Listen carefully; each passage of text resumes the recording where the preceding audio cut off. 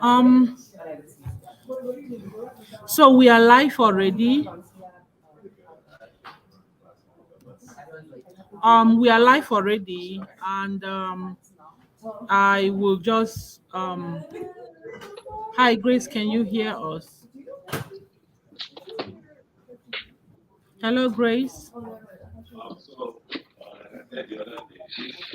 Hello Grace. Sorry, we're having technical issue with sound and internet and network, and we would start off in the next 2 minutes, but we are already live. Okay, good afternoon, everybody. Thank you so much for joining us on today's series on our Fireside chats with our Shiro awardees. Um, we are kind of having a technical issue, so just give us a few minutes to fix the audio while the guest can come live. Yeah.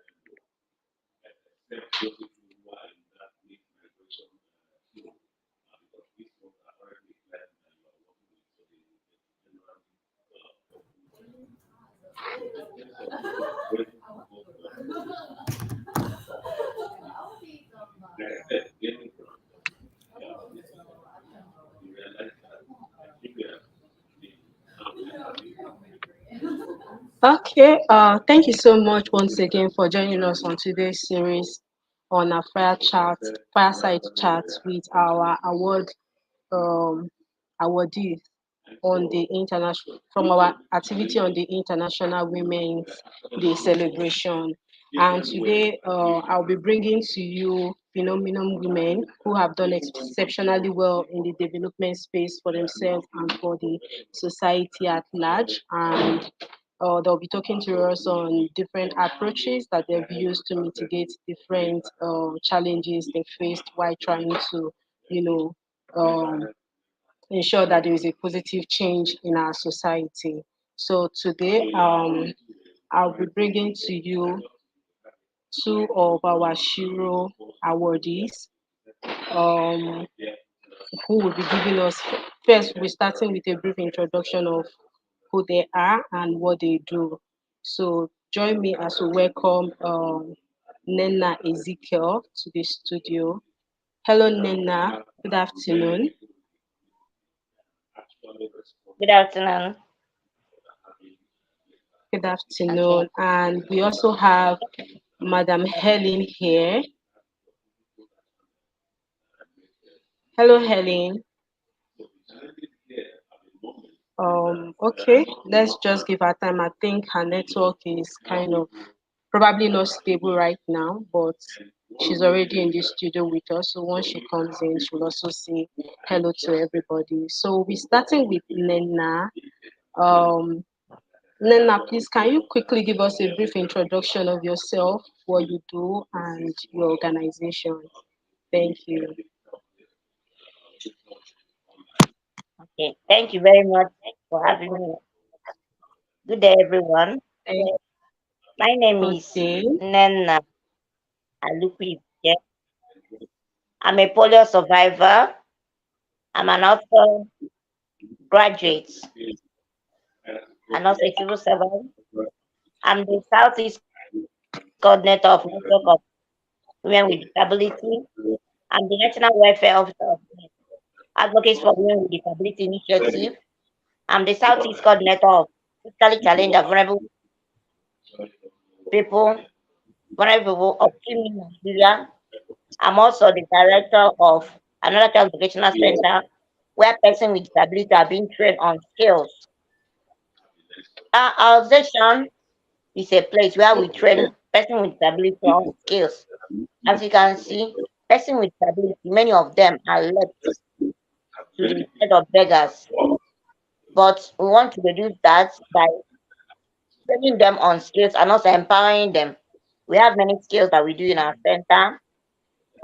Many of them have been trained and empowered on wig making, barbing salon, soap making, and makeup.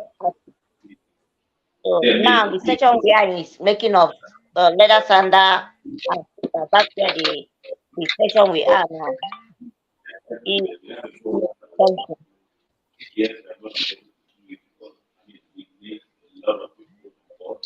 okay, I also work in the federal ministry of Human affairs. I'm a civil servant also, and also I have a private school where I run to, and also I'm a All right. disability advocate. Thank you. Thank you so much, Madam Nenna. Okay, while we wait for Helen to join, having spoken about the commitments you and the organization have made in the time and still doing, please, I would want you to, briefly talk to us on how individuals, communities, and organization can inspire inclusion, can inspire the culture of inclusion in our society, especially when it comes to the marginalized group. We understand how this thing plays out, especially in the workplace, the stereotyping issue. So, how we really want you to talk to us on how we can, individual organization can inspire that culture of inclusion amongst us in our work environments, our communities, and everywhere we find ourselves. Thank you very much. Number one is in our community. When we are talking about the future, whenever whatever they are doing, any decision they are taking, they're supposed to have a person with disability in there during the decision making. In the working place, a person with disability, some of them are graduates, some of them have first class, some of them are gifted. But our society prefer the physical appearance than what is inside of them. We encourage them to employ person with disability because many of them are graduates. Many of them have masters. But our society prefer physical appearance than what is inside of them. And not in organization, people with disability should be employed. They should be empowered. And also another inclusion is that when you're doing in your environment, make environment accessible for people with disability. You can see some buildings that have many stories without elevator, without staircase, without rail where they can a person with disability can be able to access the building. In banks, the entrance is not encouraging for person with disability. So many buildings. When you talk about transportation, hmm, some transporters they don't carry person with disability, especially wheelchair users. They feel that by the time they will come out to carry wheelchair, put in the boots, is stress to them, which is not supposed to be so. They should recognize that we exist in in our country, Nigeria. Person with disability is not a cause. It's not it's not something that should be avoided. Disability has come. We should accept it. You can see that person with disability, we have achieved much in this life. They should be encouraged, they should be included. If you're passing on a see person with disability, like the visually impaired on the road, on the main road, then where or that needed help to cross the road, assist the person. Greet the person, assist the person by crossing, helping him or her to cross the road. In whatever you are doing, you should include person with disability. In health wise, we should have access to health facilities. Sometimes person with disability, when they go to hospital, they are being isolated. If it can pregnant women with disability, the nurses will tell them, why in your condition, why should you have, why should you be pregnant? Which is not, are we not human beings? Are we not supposed to have our own home?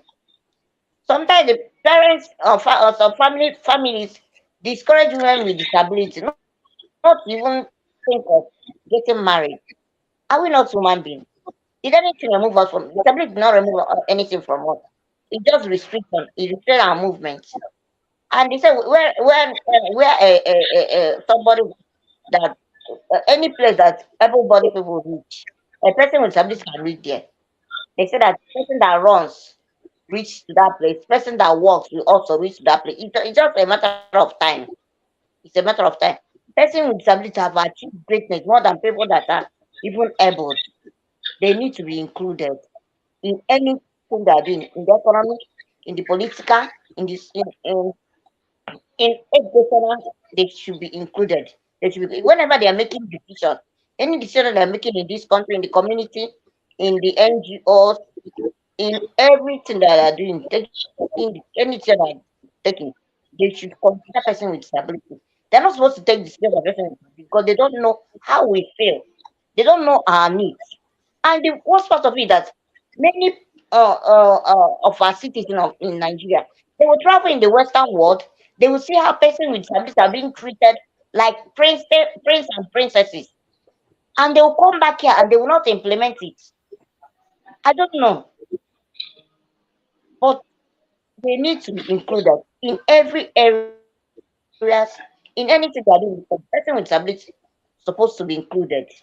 And when we do that, we have created a level environment, accessibility, and you will see that person with disability will help to reduce the hardship of this economy. Thank you very much. All right, thank you so much, Nenna. You have spoken well because over time I've also seen persons with disability face these kind of challenges, and I often wonder what exactly is the best strategy to seeing that this issue of stereotyping is mitigated. But before we come back to that, Miss Helen just joined us, and let's just take a few moments for her introduction. Then we'll come back to that. Miss Helen, please go ahead, introduce yourself, tell us what you do and your organization. Thank you.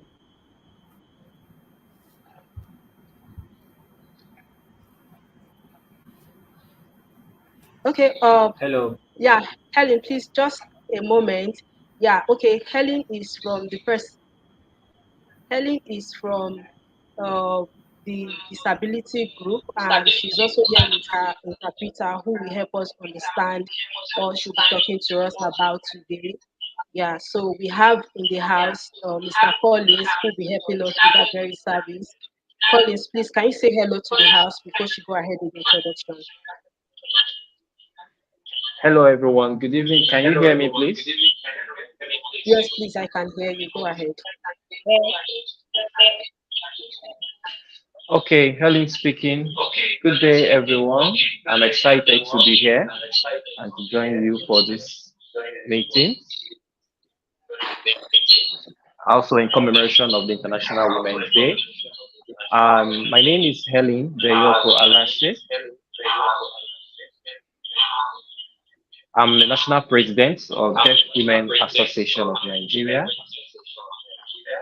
and we have chapters across the 36 states of the federation. And also, I am the executive director at Deaf Women Allowed Initiative. We work towards sexual and reproductive health and rights of deaf women and girls.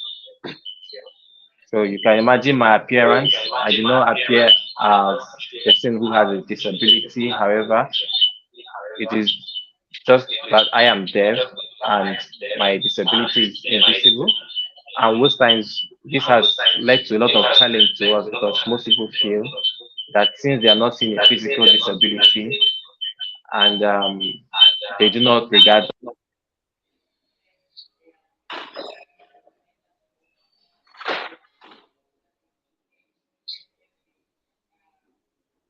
Collins, I think we've lost you.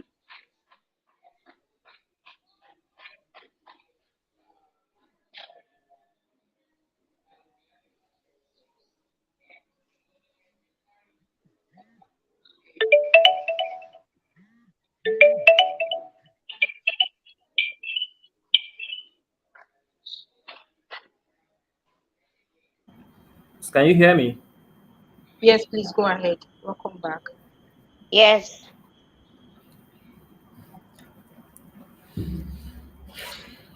So our work basically is on empowerment for deaf women, creating accessibility and encouraging sexual and reproductive health and rights of deaf women and girls. Thank you very much. Okay. Thank you very much, Helen. Um, it's good to know that despite how the stereotypic game works in Nigeria, particularly, you have not allowed it to affect you in any way. You are still championing this the cause of inclusion to ensure that every human being is seen as a human first before the disability, which of course that does not really define anybody because the ability still stands. So having spoken of all you've done so far and your achievement, please, I would want you to just contribute a little bit on an individual how an individual, community, or organization can inspire inclusion as a culture to, to contribute to the contribution of women in all aspects of the society. Having seen all that you have done, please, how can individual and community, be part of this cause, inspire this inclusion that, recognize the efforts that every woman out there is making?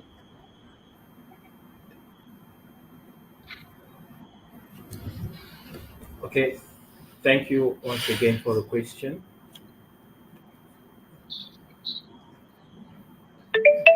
So first is a call on the individuals and the organizations to first of all see persons with disabilities as humans first, being that persons who work in different organizations, regardless of the height or the level,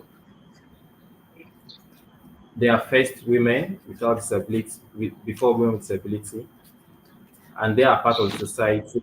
And for that, they need to inspire inclusion, include them right from the planning stage in whatever activity, get their insights and bring them to the table. For persons with disabilities, we, for instance, we have different clusters in the disability community. It could be the deaf, those with physical disabilities, and the blind. But first, each of them have their unique accessibility requirements. And when you talk about inclusion, it is not just once; it has to be inclusive for all. And in programs, for instance, for the deaf persons, what are the needs of the deaf person to be included in an event? That would be a sign language interpreter. For a person with visual impairments, what could that be? That would be inclusion and provision of braille materials. For those with physical disability, their own needs can be also different, which is accessibility of infrastructures. So, and individually on their own level, you can just draft ideas and design programs. Whenever you're doing such things, ensure that you put into consideration person with disabilities, bring them to the table, ask questions. How best do you think we can make you feel inclusive? That way, the society can be all inclusive. Now, for the decision makers, we have persons with disabilities who are experts and consultants in issues of planning and a whole lot of things. We can invite them to speak, get to hear their voice.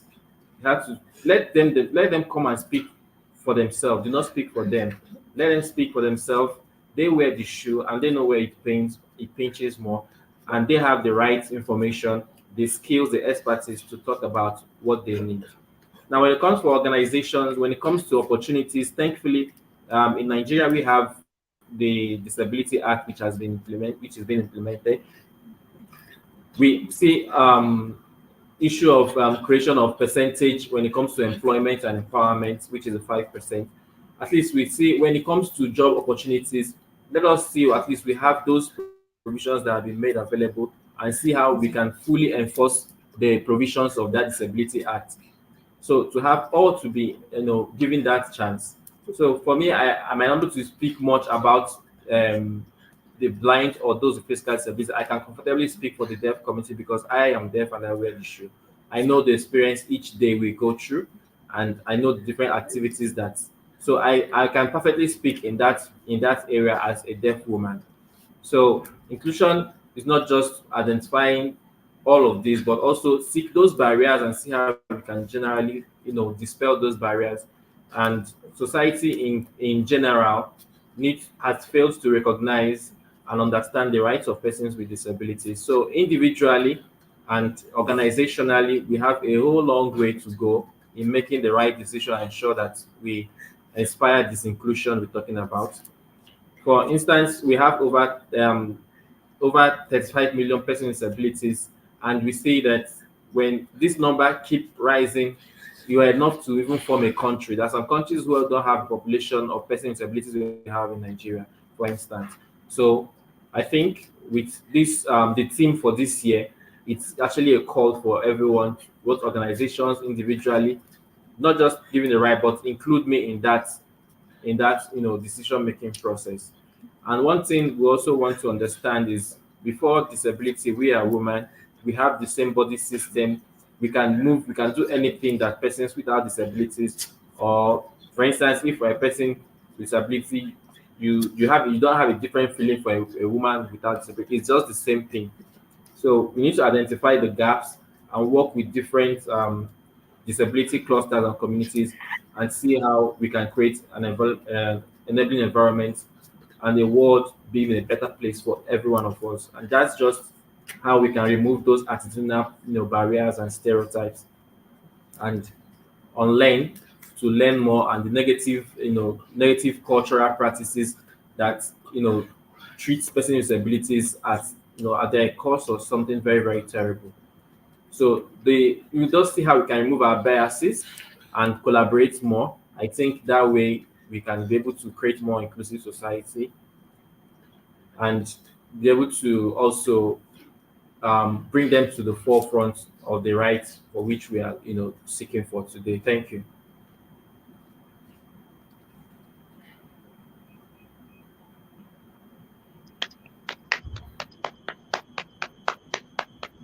Okay, thank you very much, Helen, for that rundown. Um, I would want to go over to the next question, but one of the Shira Awardees just joined. But before we give her that time to, introduce herself, I want us to briefly look at what role policy plays when it comes to um, inclusion and all the discrimination that comes with it in our work environment, especially as regards to disability inclusion. So I want us to talk to us on how we can ensure that policies and initiatives that aim to promoting this inclusivity and are address the diverse needs and experience of all persons with disability in our environments. So first, I will want Madam Nenna to, respond. Then we go over to Helen. Then before Priscilla respond, Priscilla, please you briefly give I'm us an sorry, introduction of yourself. I'm sorry, Colin speaking here. I didn't quite get the question. It keeps going off. Sorry about that. Okay, so like I said, I want us to briefly look at policies, the role that policies plays when it comes to inclusion as regards to the disability group, because when you talk of inclusion, we have inclusion at different levels. So but now I would want us to streamline it to disability inclusion, looking at the challenges that we face, looking at how civil society is trying to ensure that these barriers are removed, and what best way do you think that okay this can be removed completely? Does policy Are there policies available that support these things to be removed? If there are these policies actually really working? Are persons responding to these policies? Are they being implemented alongside with our everyday um our everyday program designs and activities? Yeah. So, like I said, Thank you. Nenna, please, you will respond first. Thank you. Then, Helen will take over after you before Priscilla. Please, Priscilla, while doing that, what others have done just now is, first of all, introducing themselves. Then, from there, we will move on to the next question. Thank you.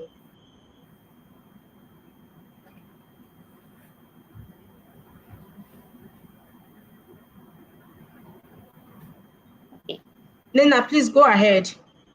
Standing on this, okay, standing on existing protocol. Well, thank you for that question. In Nigeria, we have policies. It is documented and not implemented, and they have done nothing on that.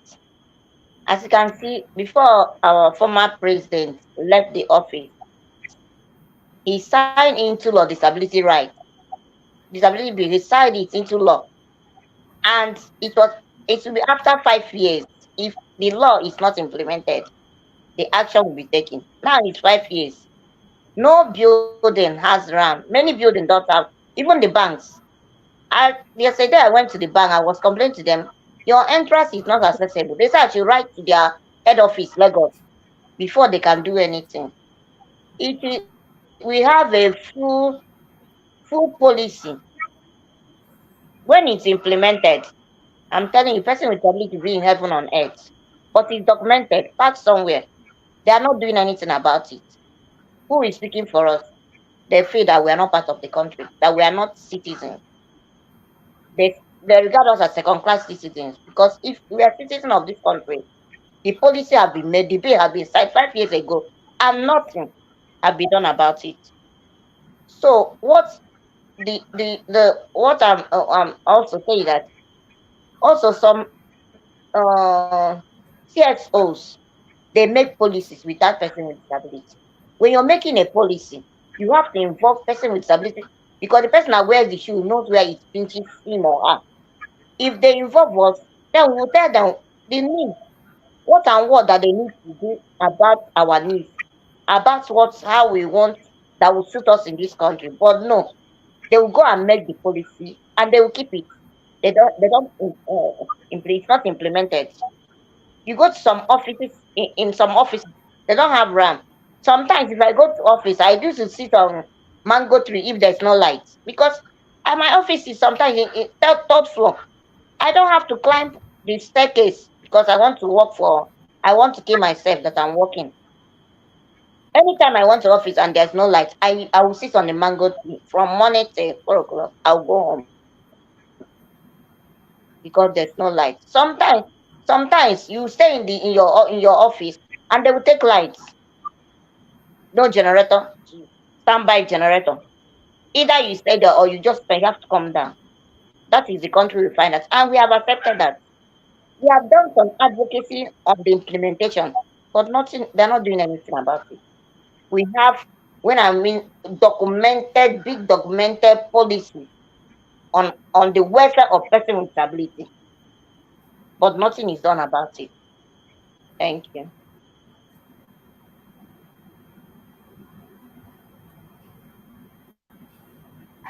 All right, thank you so much, Nenna. Please, Helen, can we get your thoughts on this question?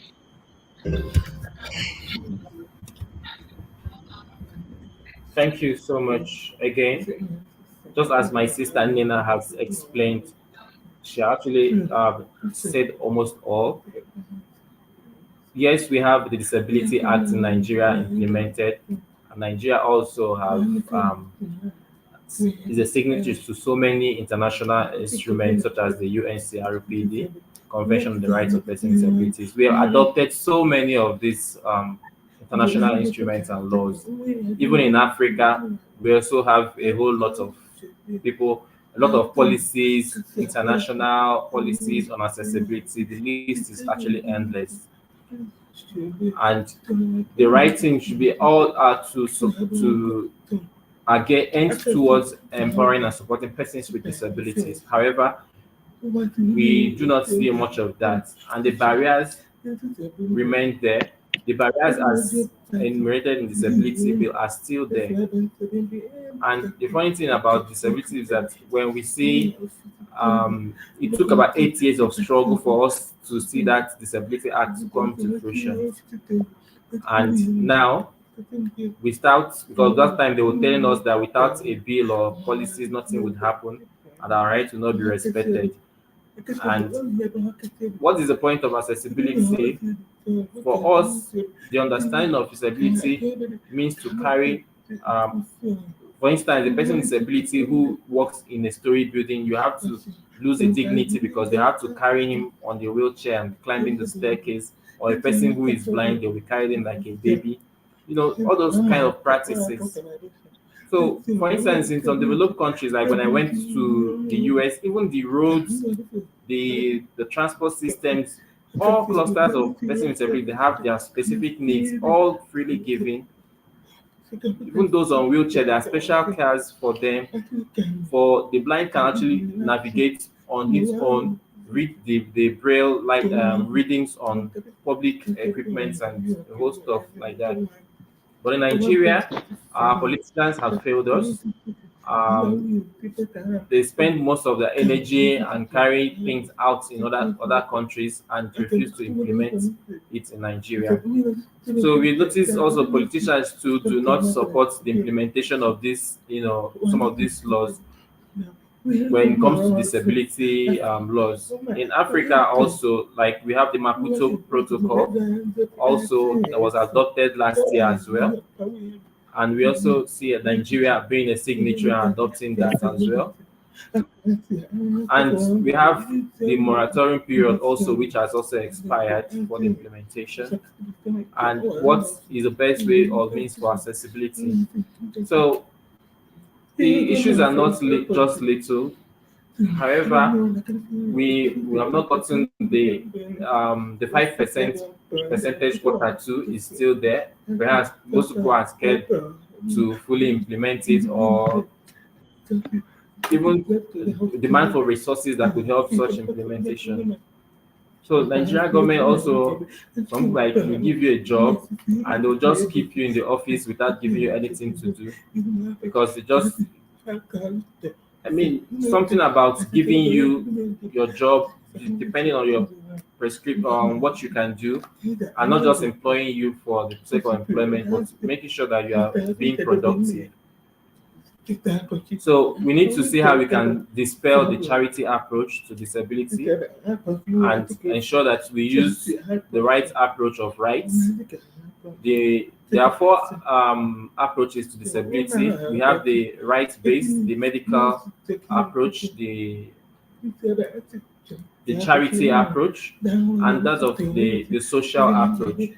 We need to ensure that we work with the rights-based and social approach towards engaging persons with disabilities and working with persons with disabilities, because we have our own quota to contribute to the development of the country, and we have enough we can do, and shouldn't just be treated as second fiddle. So the disability bill also, they are so very, very beautiful. However, it reduces the rate of, if implemented, we reduce the rate of discrimination against persons with disabilities. And especially when I'm denied of any of the rights as stipulated in those bills, there are fines and punishments stipulated in the bill. But the issue is that Nigeria is scared of implementing it, or we do not have the will to implement it? What will happen if it happens? Most times you might even go to church and there's no sign language interpreter for the deaf. You can be bold enough to speak against it and even sue the church or something like that. So there are different ways, if the bill is implemented, that persons with disabilities will have a different life. And also when we have a list of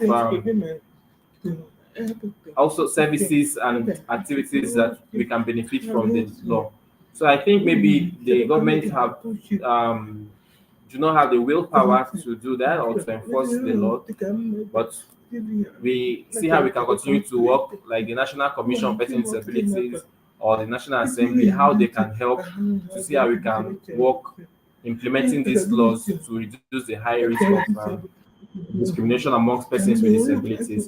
That we do not look at us, they do not look at what we have to offer, rather they just look at our physical appearance.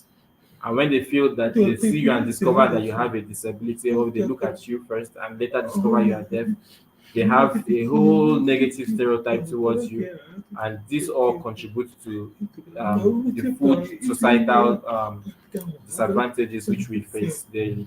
So for me, I would say we need to enforce implementation. Very important to go a long way to change the narrative that Nigeria will, be more inclusive and accessible for persons with disabilities, to be able to remove all the biases and create more acceptance and for what needs to be done.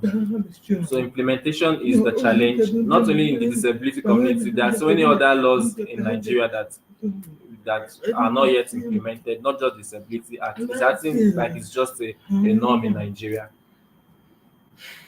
Okay. I think I'll just stop here for now. Thank you so much. All right. Thank you so much, Helen. It's actually good hearing from us to first of all understand that in Nigeria we have disability and inclusion bill, though there are few challenges around its implementation, which we hope to in no time that everybody will go beyond that era of stereotyping every human without even looking at their ability to perform first. Then first they look at you from the angle of the disability first. We hope to come, go past that in no time, while we also, hope that the government also come to life with, enforcing the implementation of that bill. So, having seen all of these challenges around implementing inclusion, around our everyday work with other persons, what strategy have we deployed to ensure that, okay, um, we are making progress, to ensure that every person's living with disability is not excluded in most of our programs, in the society at large, in the school environment? What strategy have you been using? Because I understand that you do a whole lot in different areas of your work to, inspire disability inclusion particularly. So what strategies have you been using? How has it worked so far? Are there testimonies of, okay, we were able to do this and this, we're able to achieve this from this? So please, like just the way we did before, Nenna, you will go first, then Helen, you will, respond afterwards. Okay, thank you very much. Like in my church, they have said through my advocate, they build ramp where I can easily wheel. Person with disability can come to church easily. And also in the places where I work, I'll amplify my voices.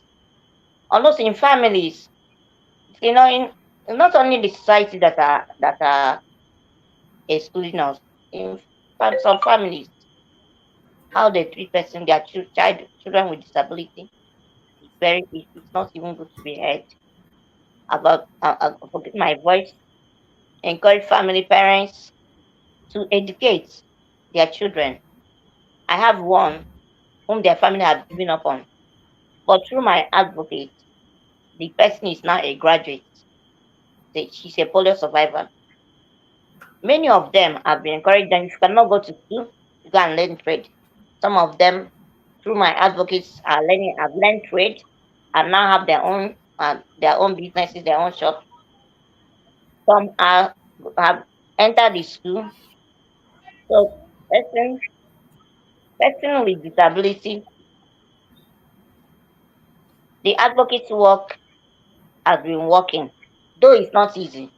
Some families will tell you, even person with disability will tell you that they don't want.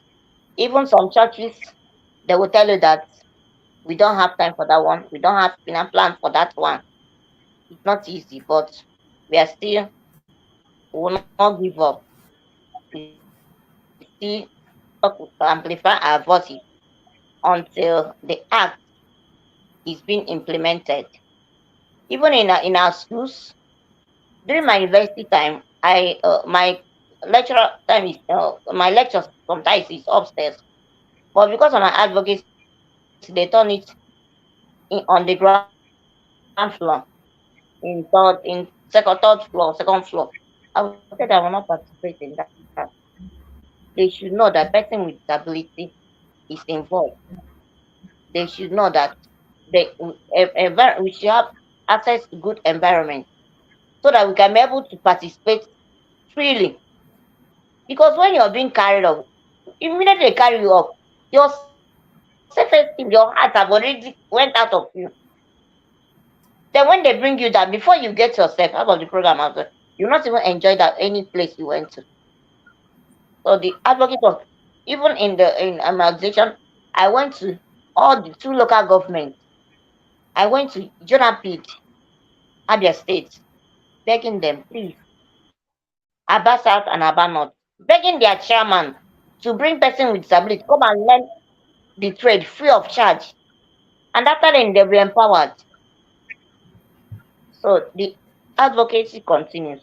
We're not giving up. Thank you. Thank you so much, Nenna, for this quick feedback. Before we conclude on this very particular question, please, Helen, can we get your feedback on this?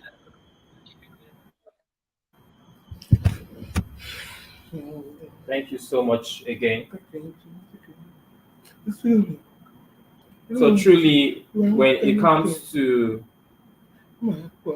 implementation, and we just don't have to leave it for government alone. Yes, government cannot do it alone. We have our own role to play. Government have the willpower to implement. However, if we leave everything to government, more lives will be lost. So for me, where I work, which is on health care for deaf women and girls, we went to where we experienced so many deaths of deaf women who resorted to self-medication because of the attitudes of healthcare workers. However, since 2012, when I was pregnant, and with the experience I had at that time, I have trained over 200 healthcare providers in Abuja against stigmatization on persons with disabilities, because also I tend to hold sensitization training on confidentiality, because when persons with disabilities go to hospitals or to others seek for one service or the other, confidentiality is a very huge thing among healthcare workers. So we see how we've gotten support from some international organizations like Voice Global, the DRF, and a few of them to support our project to actually educate healthcare workers on how best they can work with deaf women. So most times we see rate of poverty, and for that reason, the children also are not like properly taken care of, or when they are sick, go to hospital. So for that reason, we tend to build capacity to see how we can empower some of the women and for them to get something to take care of children. We also organized a project whereby we had sign language interpreters picked on specific hospitals where sign language interpreters were stationed in those hospitals so that deaf women can go there to access healthcare. So we just know that with our advocacy, we're able to carry out at least in few hospitals in the area councils, and at least one or two of those hospitals picked up that project and ensured that interpreters are in the hospital for that when deaf women need them. So I think we just have to see a change of perspective towards persons with disabilities. And for instance, I'm running a current project in Taraba State, and during the town hall, we invited stakeholders like traditional rulers, the deaf community, the health workers, a whole lot of stakeholders. And the treatment or attitude towards persons with disabilities in Taraba State, for instance, is on pity, on the negative, on like they have nothing to do for themselves and all that. So creating accessibility for persons with disability to the needs also. Okay, still on the Taraba issue, our advocacy went more on advocating to the health ministry to include sign language interpreters in hospitals, and thankfully we are seeing that coming to fruition and it's working. So if we keep waiting for government, we keep continue, we continue to advocate and hoping that our voices will be heard and the changes will be gradual, yes, but it will keep coming, and we need to continue to add more voice to continue to fight for our rights. When we all have a very strong voice, government will feel our energy and they'll begin to actually work and change the narrative. So we will train women with disabilities also on self-esteem to be able to demand for their rights. Is something that we also need to do, because when women with disabilities begin to speak out for themselves, the society will begin to know, understand that yes, these people know their rights. I might not be there at all time, but I have to educate them for you to expose them to be able to be bold enough to speak for themselves. So if you check our work, for instance, we do most of our empowerment, over 600 women with disabilities. In the year 2012 up till now, there are a whole lot of women that have, gain one thing or the other from us. So we need to get back to, for instance, to the roots of the traditional rulers, where they are there to tell their people to have a change of narrative, change of mindset. We don't have to go in the violent way, but put it in a respectful manner. At least diplomatically, we can change their mindset and see how they can begin to, work towards us, and even them can help us draw the attention of government for them to implement more of what we need. So this our work have been ours is to make noise around all these issues and see how they will be implemented to the benefit of our members.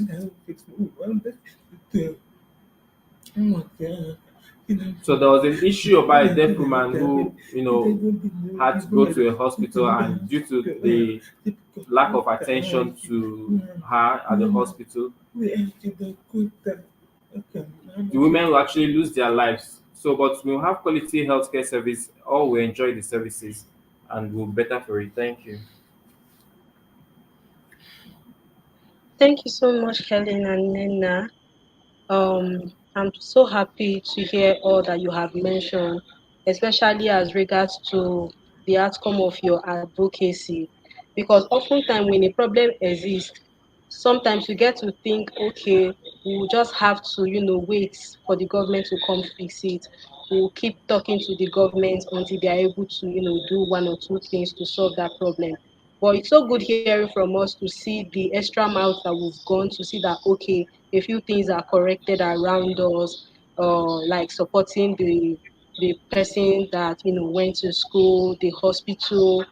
These are actually great efforts coming from all of us, and I must say well done, and let's keep that up. So like I said earlier, we have Owena Priscilla in the house. So Owena Priscilla, please kindly do a brief introduction of yourself. Just tell us what your organization do and what you do particularly, achievements, tell us all the stories. We want to hear them all. Thank you. Over to you. Good evening, house. I am Obona Priscilla, ED of Initiative for Care and Support to the Less Privileged, a non-governmental organization in Abia State, precisely in Umuahia. Actually, our organization, as the name sounds, focused on the less privileged, the orphans and the vulnerable children, including the indigent women in our society.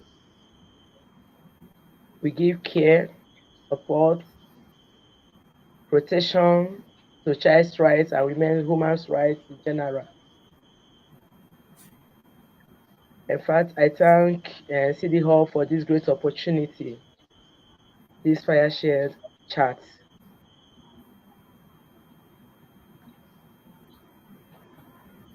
My sister Nenna and Madam Hellen, in fact, they are really doing a great job when it has to do with advocacy and inclusion. I want to say that inclusion is a thing of the mind. The government has passed the policies. Now remains you and I to put it into implementation to say that it works. It's not everybody in the society is having a negative stereotype on such.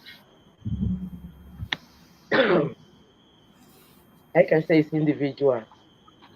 Somebody like me, it has been part of my life to see that people with disability are being included in everything I do. For example, I want to use the Open Government Partnership, OGP. In one of the OGP policies, they said that persons with disability must be a member of the steering committee. And when it was inaugurated, an election was done here, and the whole house were filled up. I personally found out that there is no space for someone with disability among the steering committee. I advocated for that. And the question arose, one person in the steering committee have to step down for us to have an inclusion. It took months. It took months. Even during the time they were celebrating couples at the Valentine Day, I made the same promise that I've been working towards that. That was February 14. I made them a promise that I've been working towards that to see that there is an inclusion in OGP steering committee of people, someone with disability. But as God may have it, last week I was appointed as the OGP co-chair. And my first duty I performed that day was to call the president of Jonapid.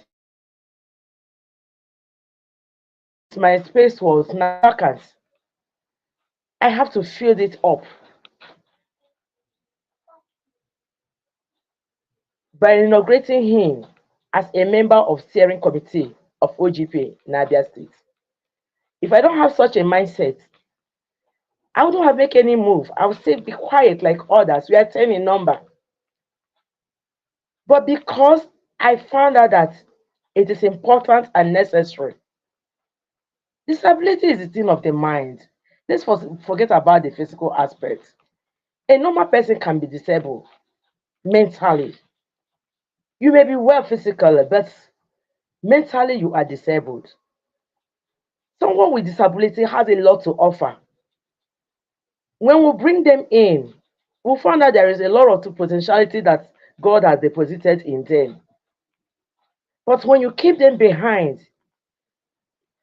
for example, if it is your child that is being disabled, or your husband or your sister, or any person around closer to you, when you discriminate, in fact, you have killed the person.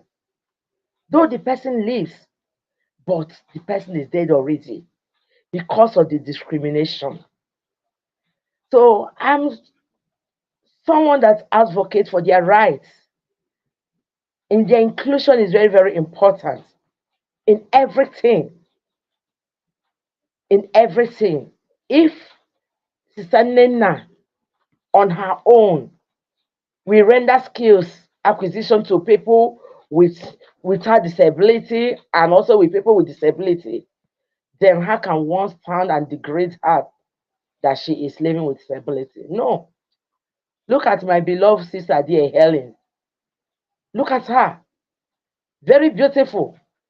And see what she can offer, advocating for the rights of people with disability. So now let us look at in the other way. How many people without disability can stand and advocate for others that are without disability? How many? So let us just keep the negative aspect of some people. Let me not to make it general, because if I make it general at the end, my effort is in vain. So I will not make it general because I know there are others, Mrs. Obona, outside there that are still fighting for their cause. Thank you very much. Thank you so much, Madam Priscilla. Yeah, you've practically touched almost all the aspects of the questions that I was going to ask because I wanted knowing basically what your organization has done so far, are there impacts as regards to the topic of discussion today, but you kind of touched lighted everything. So before we go to our final statement for today, before we get the final statement from each and every one of us, I want to ask just one very last question, and this has to do with leadership in development. Because in as much as we are doing a whole lot of talking, a whole lot of advocacy campaigns here and there, I think education institution has a very vital role to play in disability inclusion because, for example, the very first school a child goes to is from the family. So sometimes when you see a child, behave in a certain way, you always refer the child to, oh, did your mom not train you well? So now coming down to professionalism, I would want us to look at how or what role leadership development program and mentorship initiative can play in empowering women to overcome barriers and realize the full potential as change makers. Yeah, so for this very particular question, I would like Priscilla to go first, then Helen goes next, and Nenna takes the last, and we get our final statement for this section. Thank you. Priscilla, over to you. Thank you, my sister. Still existing on the dwelling on the existing protocols, I want to say in every family where there is a child living with disability, that child should be given every support. That child should be given every support. That child should not be kept at the backyard. Because I found out that so many families are doing such. When a family has somebody with disability, a visitor will come, they will lock the child inside for the child not to be presented before the visitor for the visitor not to know that there is a child in that family with disability. No, no, no, no, no, no. Such things should not happen. Assist that child. Bring out the child from the cradle. Send the child to school. The child will start from the cradle, from cradle to nursery, from nursery to primary. The child, if the child will not cope up in the classroom, send the child to learn a skill. Send the child to learn a skill, but ensure that the child acquire the basic education, the universal basic education. That's from primary school at least to secondary school. Then you cannot send the child to learn a skill. You have equipped that child, but without such support, you have rendered that child half useless because that child will end up in the street begging. While there is something that the child can hold, even to empower others. So I want to give every family, every parent that disability is not a curse, it is a blessing because it is not every child that is disabled. When you have them, support them, give them the right support, and they will be useful in life. Thank you. Thank you so much. Helen, please, over to you. Hello again. First, I want to thank you all, and I wouldn't want to waste our time. Thank you, Priscilla, too.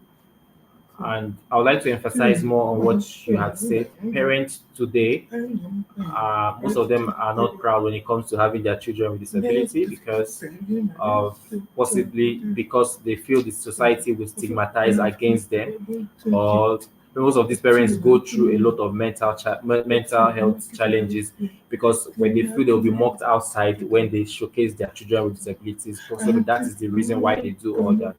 However, I think when it comes to giving children with disabilities the right education, I support that, yes, and that is what inclusion actually means.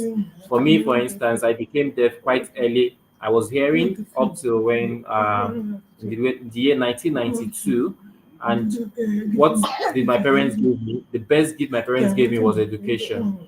Yes, I lost my dad early, but my mom kept looking for what school is the right school to send me, no matter the distance. But even though it's in the north, I had to be sent to school, and they gave me education, and that education have made me everything I want and to achieve. So parents need to see how they can also, leverage on education and be, invest on the future of the children by sending them to school. People who giving birth to deaf children or children with disabilities, what is the best gift you can give to them in years? Just give them that school. You don't have to keep them at home up till they are 10 years before you start sending them to school. Let them be in school as the first point of discovery. Send them to school, they will be taught. And also notice that most parents who are rich, they send their children abroad, while they send their rich children without disability or special needs abroad, but their children with disability, they send them to local schools without thinking about whatever they feel they can achieve from them. So yes, we say parents first of all need to remove their bias and remove what they feel that the society will look at them or the perspective of society, and make that intentional, effort to support their children by giving them first primary responsibility of the child is the parents to start first of accepting and loving the children before sending them out.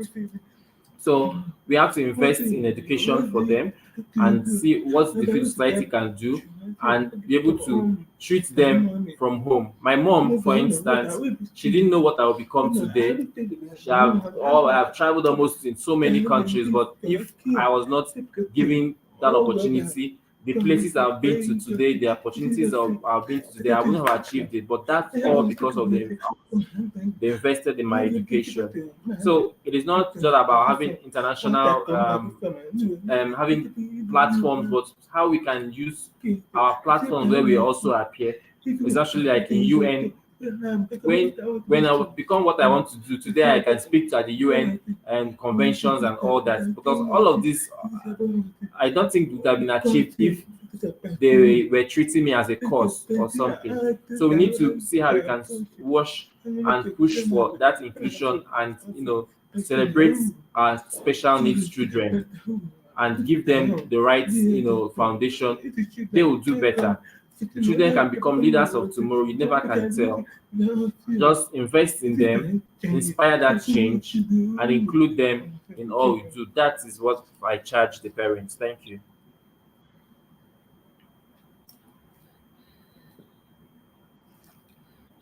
Thank you very much for the responses to this question. Like I often hear people say it, whatever change you desire begins with you. It begins with everyone.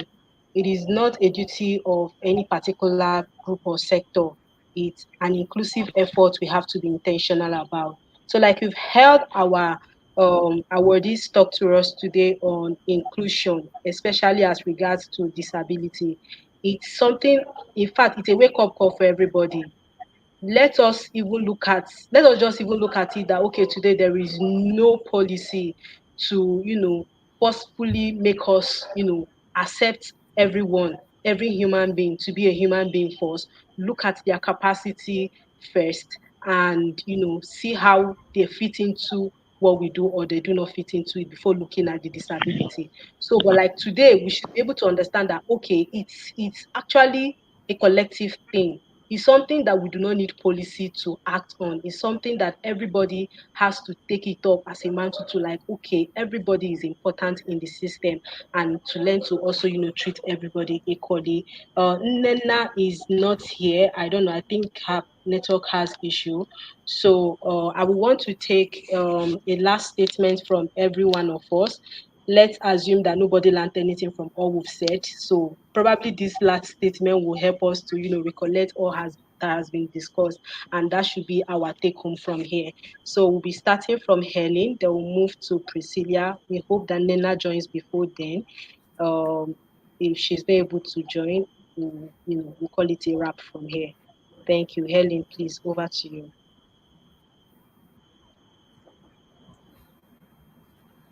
Hello again. Thank you very much. I think the society will be better place if we all push our resources, invest in us. The reason for this is that when you give us that push and invest your resources, you will see the results. Disability will not be the problem, and we can do anything. Just continue to have that intentional support and not just put them at home. Parents at home, do not feel that investment in the education of your children with special needs is a waste. No. Put your finances, put your resources, put your morals, push them. Before you know it, they will climb and climb to the highest point and make you proud. That is why today when you invest in person with disabilities, you'll be able to achieve all that. Thank you so much. Thank you so much, Helen. Priscilla, please, over to you. The last statement for this section. For advice, okay, I want to advise the government, our MDAs, the parastatals to see that there is a disability tech officer in every office. There should be a desk officer for people living with disability. And that person should be someone with disability, irrespective of the form of the disability. It will encourage, at least they say charity begins at home. If you have a desk officer that is someone with disability in all the offices, this inclusion implementation will be very, very easy.